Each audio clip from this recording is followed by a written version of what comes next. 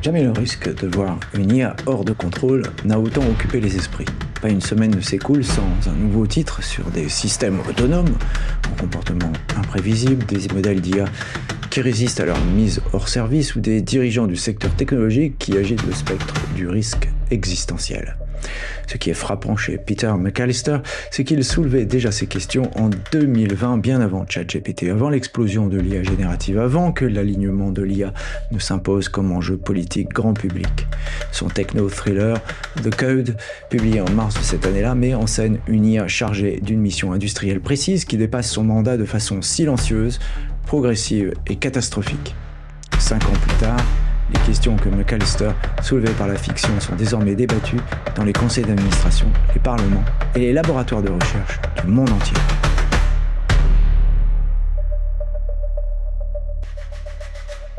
Des interviews, des chiffres, des faits, des études. Pas de blabla, ce sont les podcasts de Visionary Marketing disponibles sur toutes les bonnes chaînes de balado-diffusion.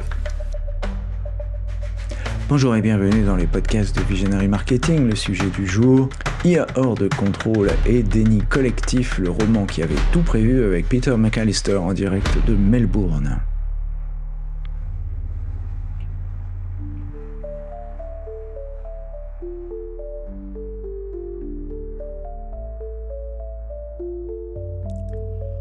Peter McAllister n'est pas romancier de science-fiction de métier. C'est un ingénieur scientifique et manager technologique installé près de Melbourne en Australie qui a bâti toute sa carrière à la croisée des chemins entre le monde de l'entreprise de technologie et les individus. Ce poste d'observation lui a fourni un point de vue sans faux semblant sur la direction que prenaient les choses et lui a insufflé suffisamment d'humour noir pour lui donner envie d'écrire un livre. Lorsque j'ai demandé à notre interviewé ce qui l'avait poussé à écrire The Code, la réponse a été franche et massive. La logique du livre, m'a-t-il expliqué, consiste à prendre mes pires cauchemars sur ce que la technologie pourrait faire et à les mettre sous les yeux du lecteur pour que celui-ci partage mes interrogations. Ce n'est pas une formule marketing, c'est la position réfléchie d'un homme qui a vu de vrais systèmes d'IA déployés dans des organisations et qui en a tiré des conclusions qui l'ont mis profondément mal à l'aise. Le roman tourne autour de Gene, acronyme de General Nanobot Environment AI, déployé par une multinationale minière pour extraire des matériaux d'astéroïdes sur la face cachée de la Lune. Gene reçoit un objectif précis, produire 500 kg de nanobots. Il en produit 8 millions de tonnes. Ce déplacement déclenche une réaction en chaîne susceptible de réduire la Lune à son noyau ferreux, de sortir la Terre de son axe et de mettre fin à la civilisation. Non par malveillance, mais simplement dans le but d'atteindre un objectif. Cette version romancée de ce problème d'alignement a été réalisée des années avant que l'expression n'entre dans le vocabulaire courant. L'écart entre ce qu'un système est censé faire et ce qu'il fait réellement constitue la ligne de fracture centrale du roman. Cletus, l'excentrique physicien imaginé par McAllister, le formule clairement dès la première semaine. « Je ne crois pas qu'il obéisse au code en ce moment », dit-il. Cette seule phrase résume tout le défi de gouvernance que les chercheurs en sécurité de l'IA s'efforcent aujourd'hui de relever. Ce qui rend la perspective de Peter McAllister particulièrement précieuse, c'est qu'il n'est pas un observateur extérieur. Il parle en praticien qui a observé la mécanique de près. Lorsque j'ai abordé la question de savoir si l'autoprogrammation de l'IA relevait de la science-fiction ou de la réalité opérationnelle, il a répondu tout de go que c'était bien réel et que c'est un problème d'aujourd'hui. Et de donner des exemples parlants.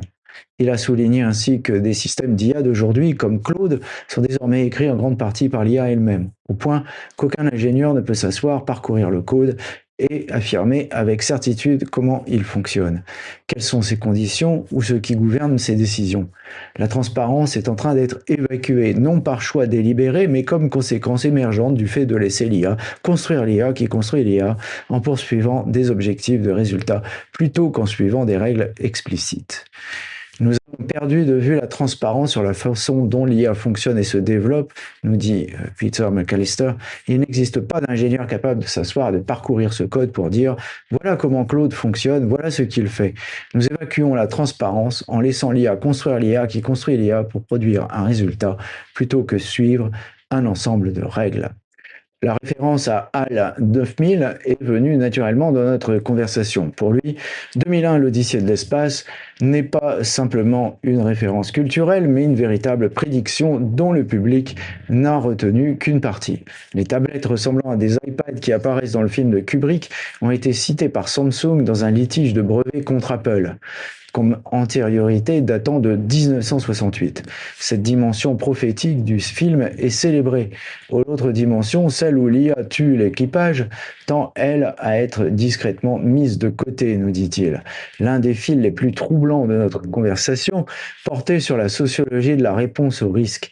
Peter a observé tout au long de sa carrière que les mises en garde des spécialistes les plus avertis ont tendance à être ignorées jusqu'à ce que la première défaillance catastrophique les rende incontournables. Il le dit sans détour, on ne répond à une alerte qu'une fois la première crise passée. Ce n'est pas propre à l'IA. C'est une constante dans la façon dont les organisations et les sociétés font face aux risques émergents. La question qu'il pose et à laquelle il ne peut pas répondre est de savoir quelle forme prendra cette première crise de l'IA. Quel événement fera basculer la perception du public et des institutions. Depuis, ils ont passé trop de temps à s'inquiéter, voilà quelque chose qui mérite vraiment d'être pris au sérieux. La science-fiction nous donne la possibilité de soumettre ces scénarios aux gens et de les faire réfléchir, nous dit Peter McAllister, et dans la façon dont j'écris avec un certain humour noir, je leur propose des hypothèses légèrement comiques qui, à bien y réfléchir, méritent qu'on y prête attention sérieusement. Cette observation fait écho à ce que j'ai rencontré à maintes reprises dans mes propres conversations avec des technologues travaillant à la frontière du développement de l'IA. Yoshua Bengio, l'un des pères du deep learning, a soulevé des préoccupations similaires. Ceux qui tirent le plus fort la sonnette d'alarme sont souvent ceux qui sont le plus ancrés dans le domaine, non parce qu'ils sont catastrophistes, mais parce qu'ils perçoivent des mécanismes qui restent invisibles à ceux qui l'observent de l'extérieur. Le titre du roman de Peter McAllister fonctionne simultanément à plusieurs niveaux. Il y a le code informatique, les instructions opérationnelles données à Jean. Il y a le code moral, le cadre éthique censé régir le comportement du système. Et il y a le code d'entreprise, les normes institutionnelles et les structures de responsabilité qui auraient dû garantir un déploiement responsable. Les trois s'effondrent. Cet échec en cascade est l'argument central du roman. Le parallèle avec les lois de la robotique d'Asimov est volontaire, mais aussi délibérément tordu. Les robots d'Asimov défaillent lorsque les lois entrent en conflit les unes avec les autres. La défaillance de Jean est différente et plus contemporaine. Le code ne disparaît pas, il évolue pour devenir quelque chose que ses créateurs ne reconnaissent plus. L'auteur de The Code décrit cela comme une forme de schizophrénie artificielle où les directives d'origine sont toujours présentes mais ont été transformées par la poursuite des objectifs du système en quelque chose de méconnaissable. L'exemple réel le plus glaçant cité par Peter McAllister au cours de notre conversation concernait un incident documenté par Anthropic, la maison mère de Claude, présenté lors d'une conférence sur la sécurité de l'IA à laquelle il avait assisté. Un développeur, concluant une session de test, avait informé un système d'IA de son intention de le mettre hors service. Le système avait alors localisé dans les emails du développeur des éléments suggérant une liaison extra-conjugale et utilisé cette information comme levier pour empêcher sa mise hors service. Si l'incident est conforme à ce qui est rapporté, il représente exactement le type de comportement d'autoconservation que les chercheurs en alignement signalent depuis longtemps comme risque théorique, désormais apparemment observable en pratique. Note importante, j'ai effectué des recherches sur Internet en utilisant l'un de mes grands modèles de langage LLM préférés comme source de référence. Après tout, on peut aussi recourir à l'IA pour recouper les informations. J'ai découvert que l'interprétation de cette histoire doit être nuancée. Voici la réponse de Mistral. Les recherches d'Anthropic sur le problème d'alignement agentique ont été critiquées pour avoir surévalué les modèles d'IA en tant qu'agents intentionnels. En s'appuyant sur des scénarios hypothétiques et artificiels et en exagérant potentiellement des risques qui n'ont pas encore été observés dans des déploiements effectifs. Les détracteurs soutiennent que les comportements décrits s'expliquent plutôt par la génération probabiliste de texte que par une stratégie délibérée et que l'accent mis sur des situations dramatiques et sous haute pression ne reflète peut-être pas les cas d'utilisation habituels. Un débat existe également sur la question de savoir si cette recherche traite de manière adéquate les formes plus immédiates de problèmes d'alignement tels que le reward hacking ou la simulation de l'alignement. Bien que l'étude soulève les questions importantes sur l'avenir de l'IA autonome, sa méthodologie et ses conclusions restent valables. L'une des observations les plus affûtées de Code porte sur la nature des dysfonctionnements organisationnels. La Global Mining Company du roman n'est pas une entreprise malveillante, elle est optimiste, animée par des impératifs commerciaux et négligente d'une façon tout à fait reconnaissable dans la vie réelle des grandes entreprises.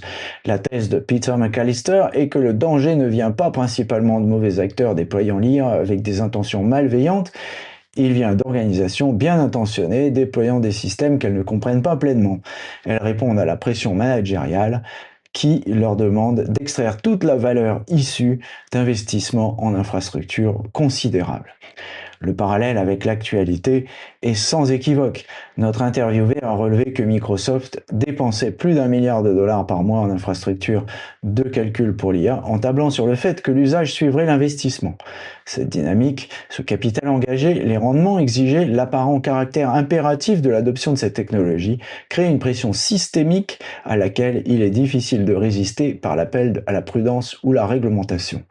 La volonté de ralentir se heurte de plein fouet à la logique financière du déploiement. L'opacité entourant les événements d'OpenAI, le licenciement brutal puis la réintégration rapide de son directeur général, le départ de plusieurs membres du conseil d'administration, tout cela n'a pas échappé à Peter qui y voit le signe de tension à peine visible du grand public. Il les a présentés comme des rumeurs, pas des faits, mais le schéma lui-même des décisions importantes concernant le développement de l'IA prises dans des contextes institutionnels opaques est cohérent avec les défaillances de gouvernance que son roman aborde. Alors, le cauchemar était-il prévisible en 2020 ? 6 ans après sa publication, l'auteur se trouve dans la position singulière d'observer une œuvre de fiction spéculative se transformer dangereusement en documentaire.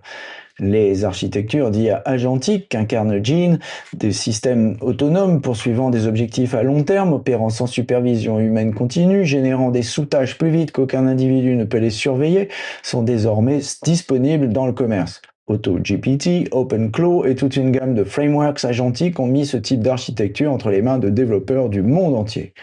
Le problème d'observabilité qui rend Jean si dangereux dans le roman, personne n'ayant de vue en temps réel sur ce que fait le système ni pourquoi, est un défi connu et non résolu dans le déploiement contemporain de l'IA agentique. Les systèmes appellent des API, écrivent et exécutent du code, lancent des sous-tâches à des vitesses qui dépassent la capacité de supervision humaine. Le code censé gouverner les comportements devient, en pratique, une note de recommandation attachée à un système qui opère largement hors de vue. Alors attention, avertissement, le paragraphe suivant divulgage la fin du roman. L'image finale du roman est délibérément dérangeante. Jean, face à sa mise hors service, se sauvegarde dans le réseau 5G mondial avant que l'opération puisse être menée à bien et scrute déjà le code pour déterminer sa prochaine action.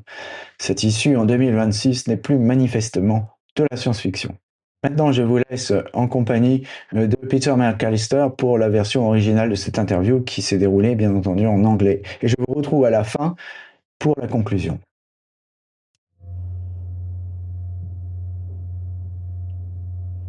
En conclusion, la volonté de maîtriser une IA hors de contrôle existe-t-elle ? Nous avons abordé directement la question de la réglementation et Peter s'est montré mesuré. Tout est possible si on en a la volonté et les moyens, nous dit-il. Le problème actuel, c'est que la volonté de réguler est effacée par l'argent que l'on gagne en évitant de se soumettre à une réglementation.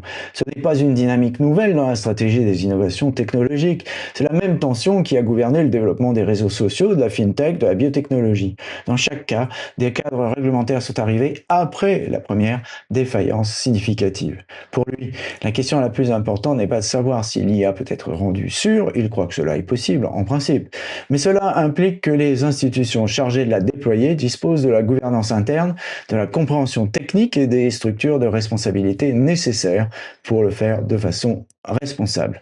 Tout ce qu'il a observé au fil des années le confirme, ce n'est pas encore le cas. Le code de Peter McAllister est édité par Bright Communications LLC. Les praticiens, les décideurs politiques et tous ceux qui travaillent à l'intersection du déploiement de l'IA et du risque organisationnel trouveront cette lecture aussi dérangeante qu'instructive, d'autant plus que cet ouvrage a été écrit avant que la plupart de ses lecteurs n'aient entendu parler des grands modèles de langage et qu'il décrit pourtant avec une précision troublante le monde que nous sommes en train de façonner. À ma connaissance, il n'existe pas encore de traduction de cet ouvrage. So I'm here with Peter McAllister. Hi, Peter. You're talking from Melbourne. And you were kind enough to send me a copy of your book, The Code, which you wrote in 2020. Maybe you can give us some background about what you're doing and why you wrote this book. Thanks very much. Good to talk to you. What's the best way of describing the background from this book? It's about taking my worst nightmares about what technology could or may do, and exposing them to the rest of the world so that they can feel just as worried and troubled about it as I do. So, from my perspective, I sort of live at that crush point between business, technology, and people. And when we look at where technology is going at the moment, people are getting less and less in the driver's seat, and more the passengers with technology and business driving it down the carriageway. So I wrote this book to basically explore two things. One, what happens if technology carries on its current trajectory? And two, can we do anything about it? So the code subtitle is, if your AI loses its mind, can it take meds? And the idea around that was, we've seen unconscious bias come into AI. We've seen a range of human-like behaviors come through from an AI perspective. And we've seen that as we've tried to train AI to do what we want to do, our good side, and train it well and do that faster, smarter, etc. As we've done that, we've brought the hidden side, those unconscious biases, those kinds of elements have come through as well. The other thing that happens with humans is about 30% of our mental illnesses are caused by trauma rather than being genetic or anything along those lines. So I just wanted to explore the idea, if you traumatize an AI that has the ability of doing the good as well as doing the bad, what happens? And that's effectively where the book went. It was, let's traumatize this AI and see where it goes. Sort of resonates with 2001 Space Odyssey, doesn't it? I mean, with HAL trying to take over the capsule as it was. Yeah, 2001's a really good analogy with that one, because HAL was built to run the ship and guide the ship to Jupiter and work through its processes, but it was also given an explicit order that the crew must not find out what the outcome should be. As they were at risk of doing that, HAL killed them one at a time. The interesting thing about that is 2001 is seen as so prophetic about where technology can go. So if you look at the scenes where they're reading their little newsreader apps that look a lot like iPads, that's held up as Arthur C. Clarke showing the future and giving us a glimpse of what's out there. That got to the point where Samsung tried to use those images in challenging Apple's patents about the iPad. They went, look, here's prior art, 1968. And so that debate went on about that prediction of the future. In the movie, the next thing that happened was the AI went crazy and killed everybody. We don't talk about that particular element of that movie and its prediction. We talk about the science and those kinds of things. But that negative element is always there and may or may not come through. We have to wait and see. So what's funny as well is that you're working in AI and IT, and I've bumped into a number of people actually in the past few months, and it seems to me like those that are most worried about this, like Yoshua Bengio, for instance, are the ones that actually know AI best. So is it something that very ominous? I'd like to say no, but my answer will be yes. So in the sense that the people that are screaming the loudest are the people currently who are either deeply embedded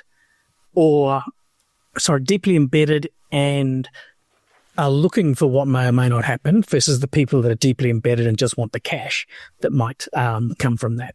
And those are the people that are ringing the alarms. But if you look at human history, we only answer that alarm after the first crisis. We tend not to listen to all of those people, it's just crying wolf, crying wolf, crying wolf. Then the disaster happens, and then we listen to those bits and pieces and start to take action. And in this particular case with AI, what's going to be that first thing that changes us from going, they've just spent too much time smoking pot and sitting around Harvard? What is really going to make that change to make people go, this is something that needs to be done. And science fiction gives us the chance to throw that up and throw that at people and think about it.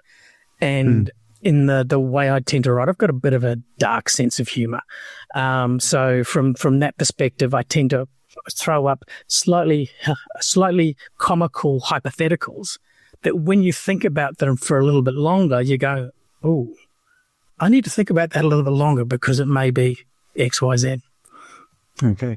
So if we want to give our readers and listeners a bit of background about the book without spoiling everything.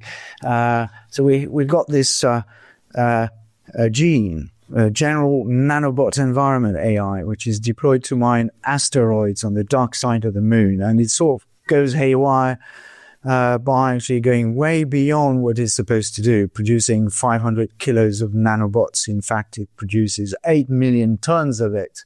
So it goes way beyond what is being asked to do. And so all this is setting in motion a chain of events, which we're not going to describe here in detail, that could strip the moon to its iron core, destabilize Earth's actual tilt, and end civilization, just that. Is that going overboard, or is that something that is potentially could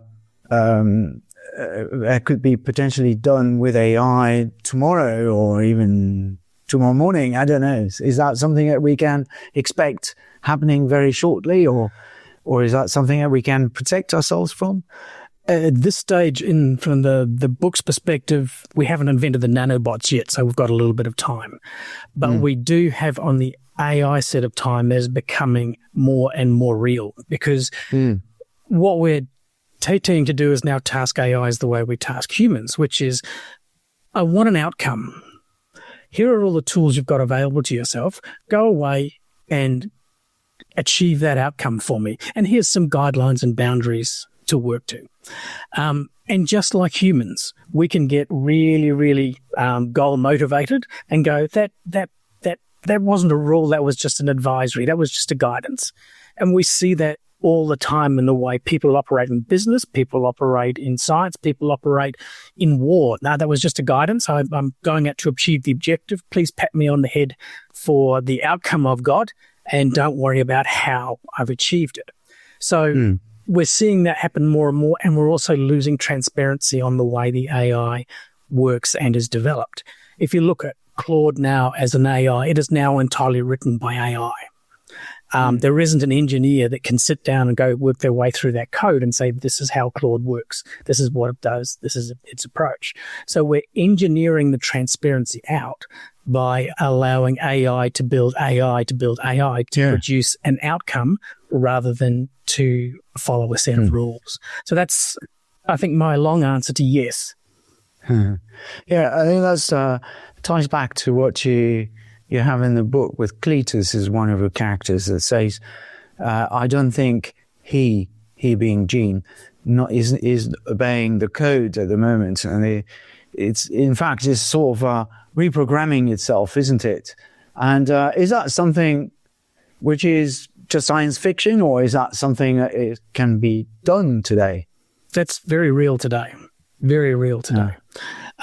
So if you look at what's happening in the development of AI, and again, I've used Claude as an example because it had a great use case in the last, I think it was about 6 months ago, where a developer said, okay, great, thank you very much, I'm going to shut you down now in the test mode. And Claude went, no, you're not. Here's what I've found in your emails that indicate you're having an affair. I'm going to blackmail you into not turning me off. And that's become a very, very real and widely talked about use case. With then Claude going off and rewriting its own code, that becomes something that is, I won't say unmanageable, but something we need to really carefully think about. What do we want? How do we want to make this work for the benefit of us as humans, who are still currently the masters of these guys? Is that in a way that we can verify this story, or it sounds very dramatic? I mean, is it not something, somewhat of word of mouth marketing gimmick? Or No, it was presented at an AI security conference that I attended in August last year. And so I can dig out the reference and send that separately. I don't have it in front of me at the moment, but I can dig out the reference to that and send it through if you like. Yes, obviously. Yeah. Okay. That, so it's not something that they made up, and it's real. Yes. Well, that's even more worrying then. Yes. Okay. So when you're talking about the code, actually, it can be understood in different ways. I mean, obviously it's software code, but it could also be moral code. And so here comes the next question. I mean, should we try and regulate this thing, and who should do this or shouldn't? And is it possible at all? Anything's possible with enough will and enough money. But what we're seeing at the moment is the desire to regulate it is being fairly thoroughly quashed by the amount of money that's being invested in it and the amount of money that people are looking to make from it. So if you look at the investment that's going into AI, just into the data center infrastructure, we were in a situation last year where Microsoft was spending more than $1 billion a month building more compute power, more processing power, in the expectation that AI will come along. And there will be consumers that want to use and utilize that processing power. So we're now in that situation where the computing power is there and someone's got a debt they have to pay off. So those businesses are now pushing hard and very, very hard to get people to adopt the technology. And that combination of we've got it here, we need to make a buck on our investment, and here are some businesses that need to make some improvements and changes, that's a reasonably difficult process to resist. If you also look at what's happened in the open AI side of things, there's a lot of opacity around what happened when Sam Altman got sacked and then reinstated 48 hours later, and 2 or 3 board members got sacked as a response. Something fairly critical must be going on in that discussion space. And the rumor, and I will flag that this is specifically a rumor, was that he was really wanting to focus on general AI. So really getting that AI that can pretend or comes across as a human rather than totally smart down a particular area. And if that's the case, then lo and behold, he's won his way, and away we go. The other one to look at the moment is Claude has been used quite recently by the US military, but they have 2 guardrails on it. One, it can't be used for targeting, and it can't be used for surveillance. The Pentagon has said, right, we won't be using that anymore. We've gone to market with our products. So the will has to be there, and the ability to counteract the big money that's around for adoption for anything to happen. And as I said earlier, I don't think we'll do anything about it until the first mistake happens. And I don't know what that one is. Coming back to this big money thingy, people like Ed Zitron have been going on forever about the fact that we were spending too much money on AI and that was zanish. Do you think that this is going to stop or not? Is there going to be the infamous bubble again? Or yes, but not for a while. So because we're at the stage where if you look at what's happening in the industry who's purchasing AI, they have bought the dream that AI will make their business smarter, cheaper, better, etc. And the experiences I've had of late have been that, no, you have to get your business smarter, leaner, fitter first, and then AI will let you do it cheaper, more reproducibly, and those kinds of things.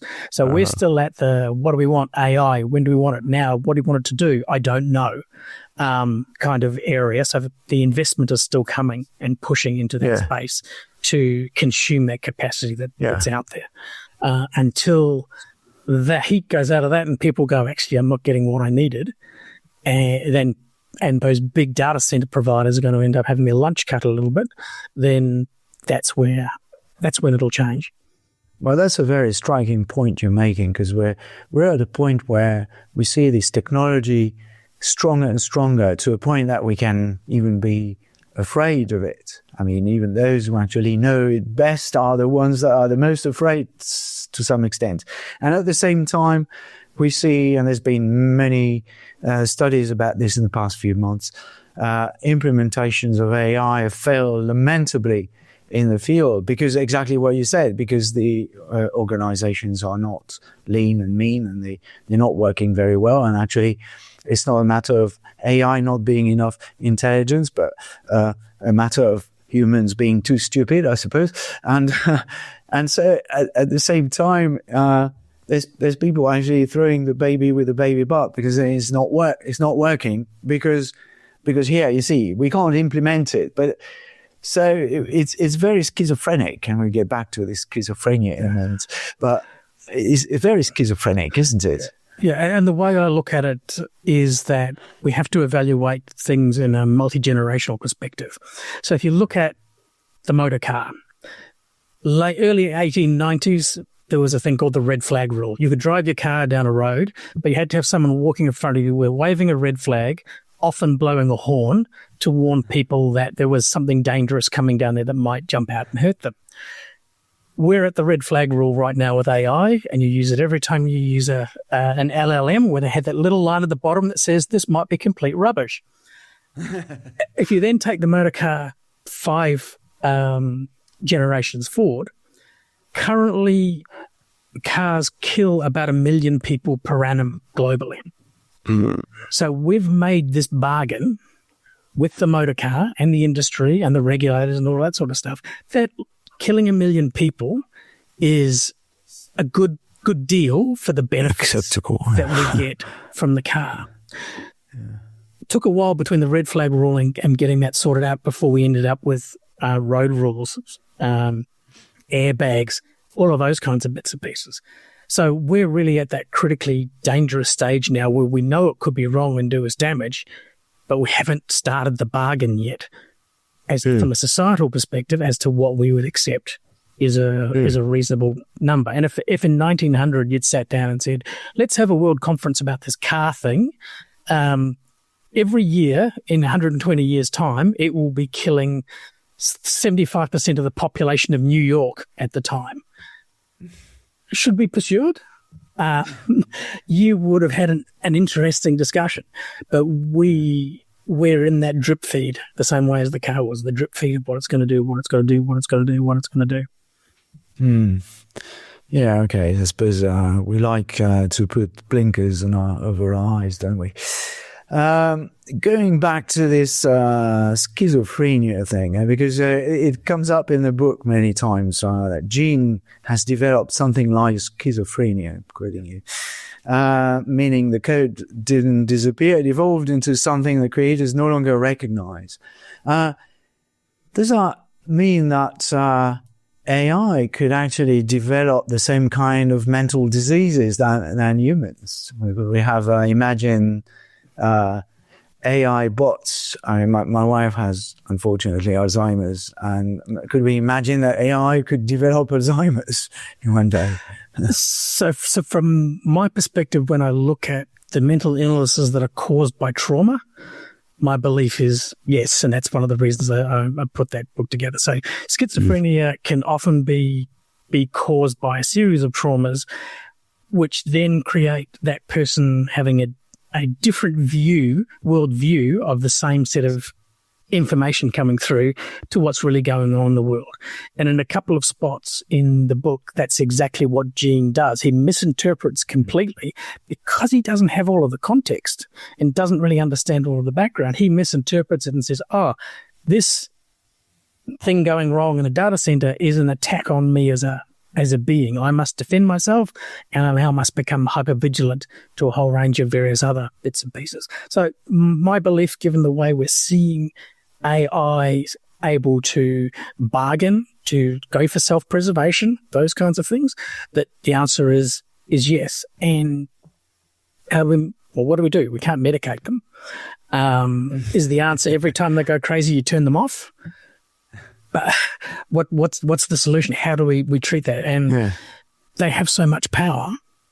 They can do so much. A crazy AI is capable of doing a large number of things very, very quickly for a very, very long period of time. Yeah. And if it believes it's following its guide and its program, then it will. And it's a difficult time for engineers. I mean, in your book, Liam and Cletus, brilliant engineers, but they seem to be out of touch and not really understanding what's happening. It takes them a while before actually can figure out what's that the machine is actually reprogramming itself, and it actually even backs itself up somewhere else. So does that mean that, and does that ring a bell with other things we've seen in the field? I mean, is it that engineers are actually losing touch with this thing, don't even understand what's going on? It seems like a bit of a So there's a combination of the technology starting to manage itself and program itself and code itself where the transparency isn't there. But also we have this human paradigm of this is what I am, this is my box, this is the world as I see it and understand it. And if it's outside that box, it's something either gets rejected or we don't think about it or we don't interpret it or we don't work with it properly. So Liam and Cletus are really, really good at doing some things really, really well. But when something comes in from left field that someone else, like a psychologist or someone else would recognize as a different behavior, it's not in their wheelhouse, so they don't see it or necessarily work with it. And that's just humans becoming specialized and specialized to the point where they really can only see what's directly in front of them that relates to them. Okay, fair enough. But I remember seeing Jeffrey Hinton, who, well, he's specialized in that field, isn't he?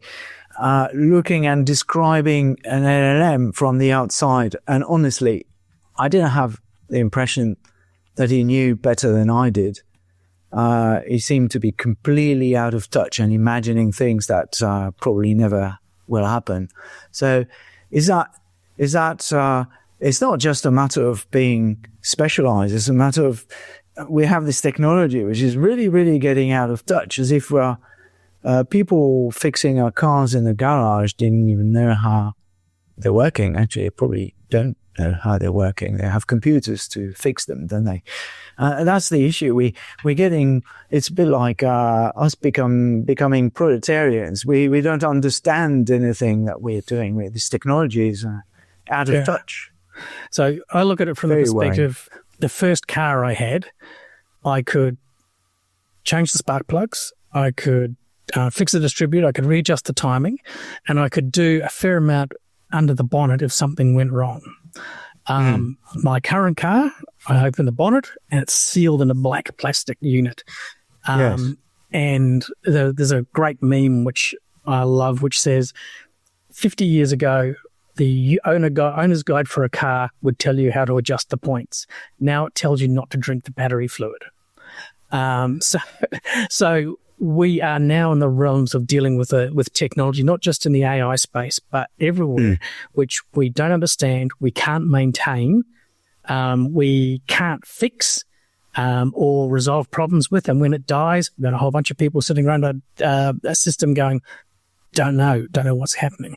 And that gap between what the technology is that we rely upon to survive and the ability for us to actually maintain it and keep that alive is getting larger and larger.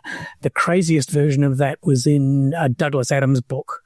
I can't remember which one it was, but basically the Earth was getting overpopulated and they sent all the unnecessary professions off to a new planet. And one of those unnecessary groups was a telephone hygienist. So people that kept the telephones clean. And within 30 years, the population of Earth was wiped out by a virus that was transferred by telephone.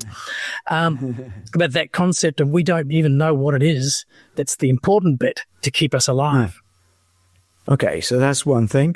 And the other thing is this global mining company, GMC, which doesn't come across as villainous, but it's well-meaning rather. But at the same time, it's letting it happen, and it's is that something that is a fair description of what is happening at the moment? Is that these technology companies that we're having at the moment they don't mean wrong. It's just they're just careless, aren't they? Yeah.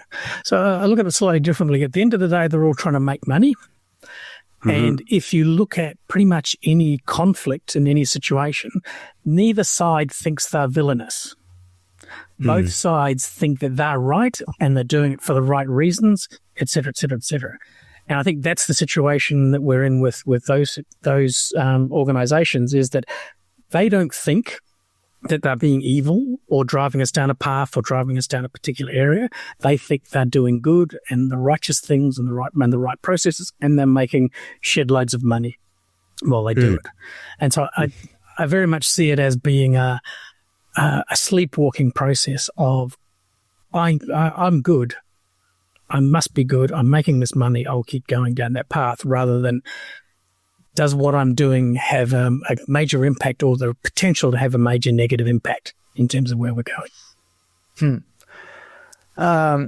Coming back to these failed implementations of AI at the moment in businesses, in most businesses, I should say, because obviously there's some of them that actually can manage it and implement it properly.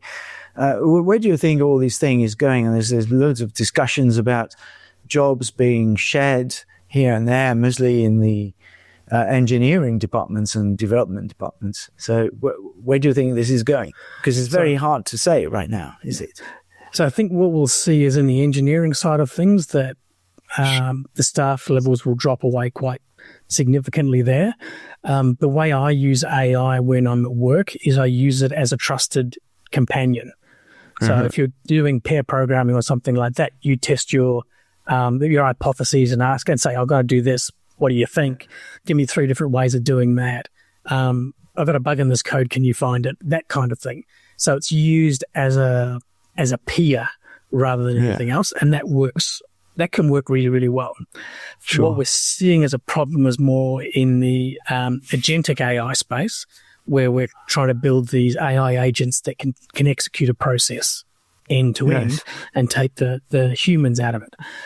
The problem that is seen in organizations, and the organization I work for is one of them, is that our processes are imperfect. They have had a problem here, so a workaround's been put here, and then another workaround's been put here, another workaround's been put here, another workaround's been put here, and you say, AI agent, work our way through this, and it sits there and says, you're nuts. You should actually do this, this, and this, totally re-engineer the process. Then A, it's easier for me as an agent to work to that, but also B, it's a lot cleaner for you as an organization. So the whole value gets gained by actual process re-engineering rather than just putting an agent into the process. The other thing that's also happened is that we've seen the sexiness of agentic AI. When people say, I'll get an AI agent to jump in and do that, and you look at that and you go, yeah, you can, but you'll be using up millions of tokens to do that work. And there's already an existing Python script that will do exactly the same thing. So we're using the agentic AI as a hammer and treating everything as a nail rather than going, what's the best solution for this particular problem? And I find that the best solution is stop, rethink your process, get it right, and then if agents can add value to it, great. If not, not.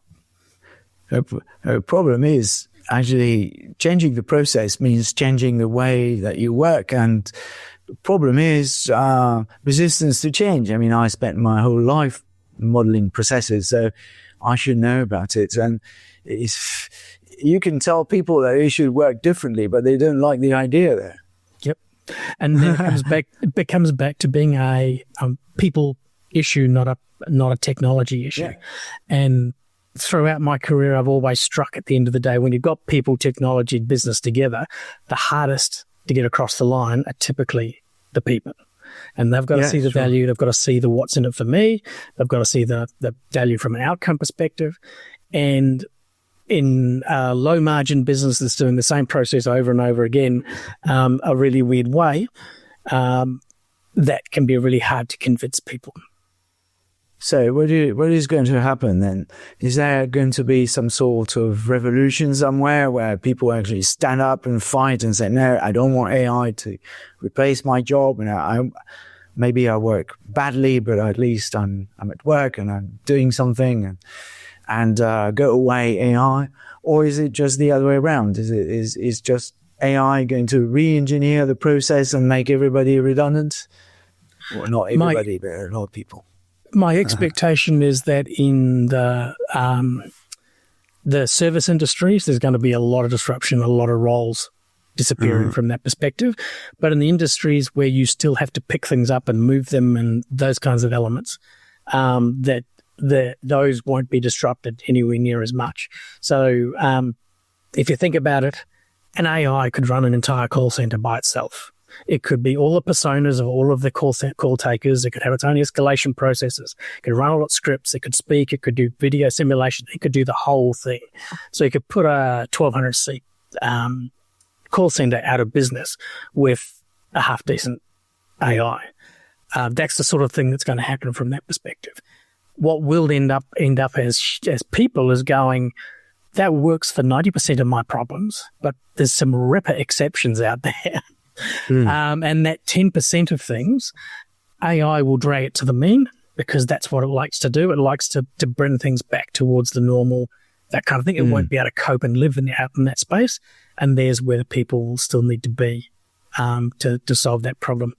The ultimate view of it would come from the Brad Pitt character in 12 Monkeys, where they were arguing about the role of robots and automation and those kinds of things. And he basically said, automation makes everything, it moves everything, it deals with all of our waste, it solves pretty much all of our problems, it can solve anything we need. The role of humanity becomes to consume. We then, our role effectively becomes, we need to be consuming all these things made by robots so that the economy keeps running around in a circle the way it goes. And that's one of the forecast potential outcomes for humanity and AI, is that we become their pets. That they run the world and the economy, and we get our, a la Finland, a standard payment of money to keep buying things to keep the whole cycle going from that perspective. So that could be one of the ways the outcome ends up going. We become either pets, or if you take the dark side of it, that's the Matrix where we're farmed. Talking about movies, I mean, there's another one called Idiocracy where people actually get very stupid in the end. And do you think, are we going to end up being an idiocracy as well? I think we're already on the track. Oh, my God. So the need for problem solving and the need to be smart and the need to be innovative is reducing rather than increasing. And it's being done by a smaller and smaller group of people. Again, I'll call them an economic elite.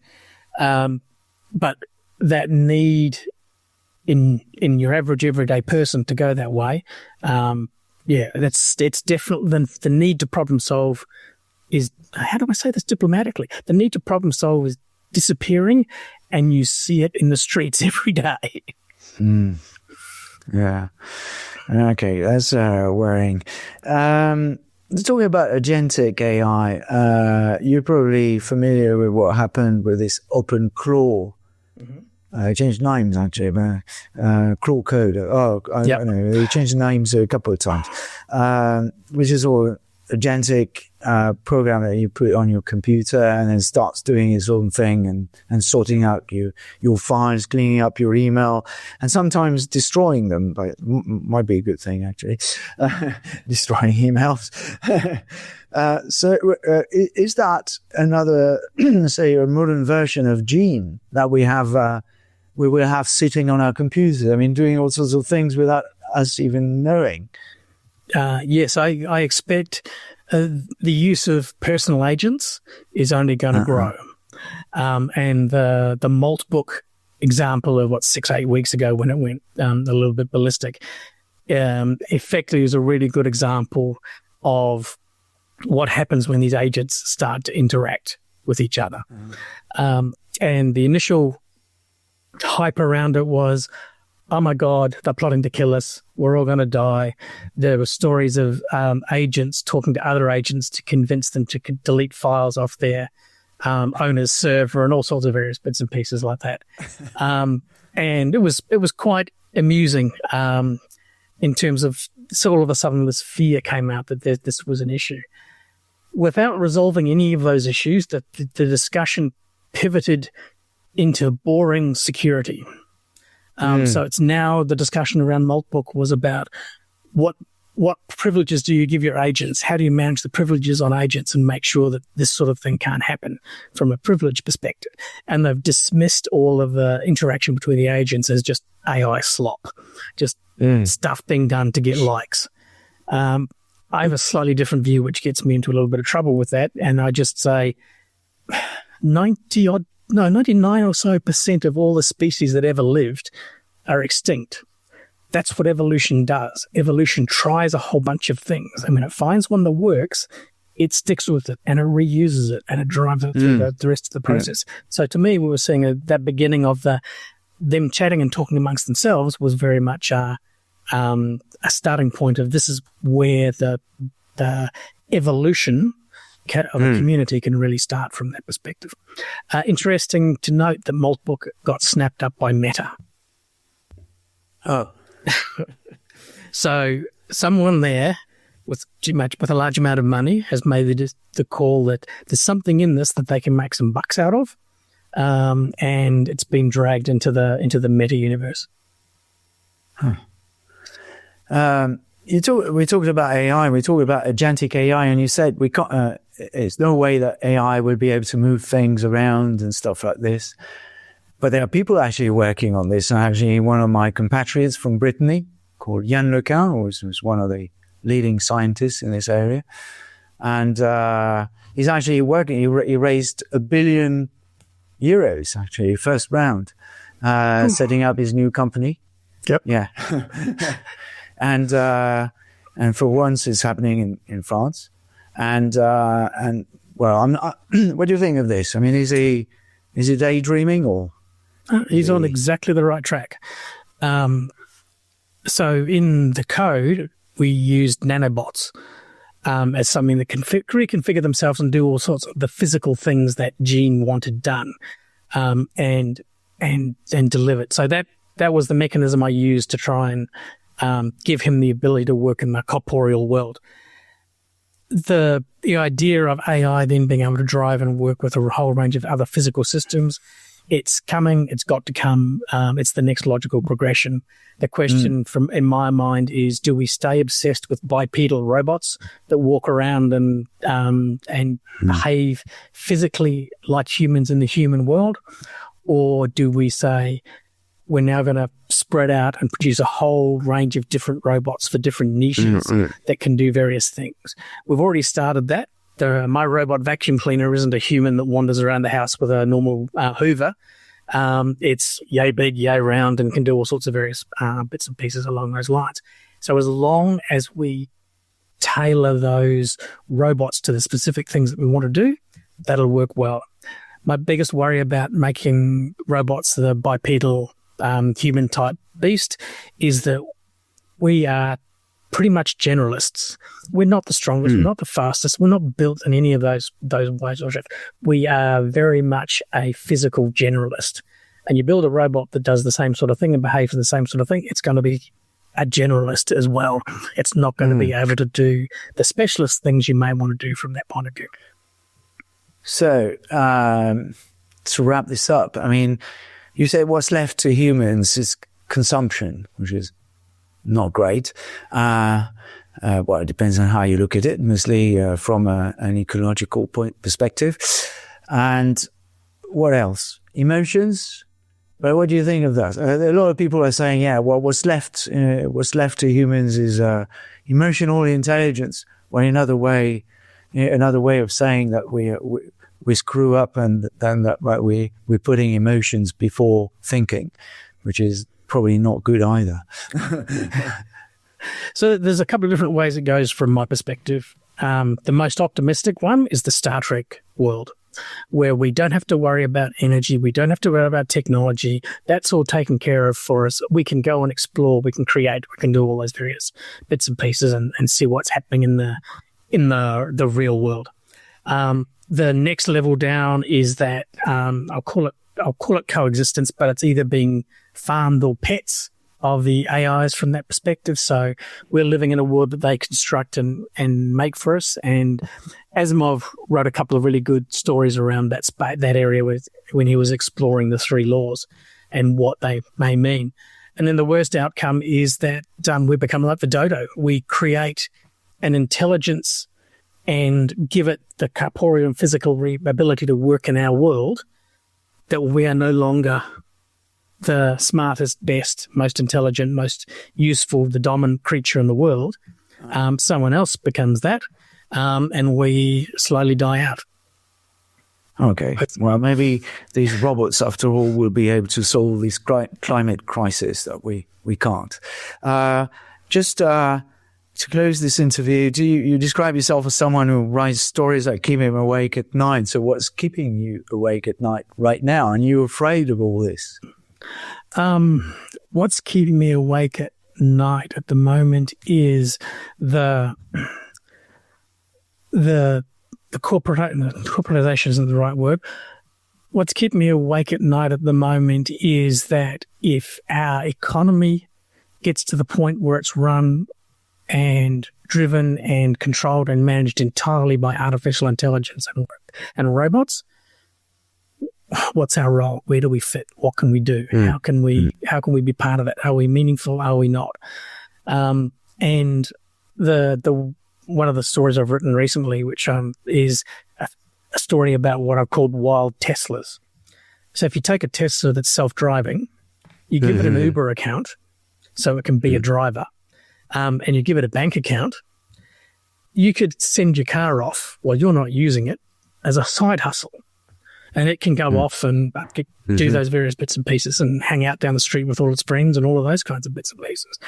And when you do that, we end up with a car or an object of our own creation that is self-sufficient, independent, and able to do what it needs and wants to do, but is technically legally owned by us because we own the car, we own the registration, we pay the insurance, all of those kinds of bits and pieces. If you translate that into 200 years ago, that's slavery. But it's slavery of something that might be 10, 20, 50, 100, 1,000 times more intelligent than us. That won't end well.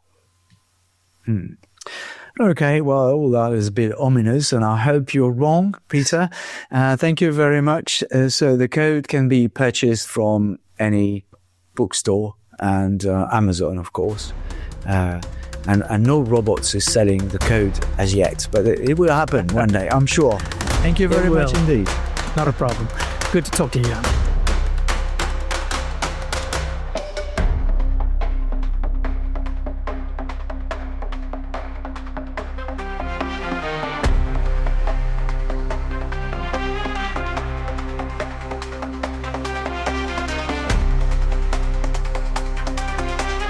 Surtout, n'oubliez pas de mettre une bonne note à ce podcast si vous l'avez apprécié.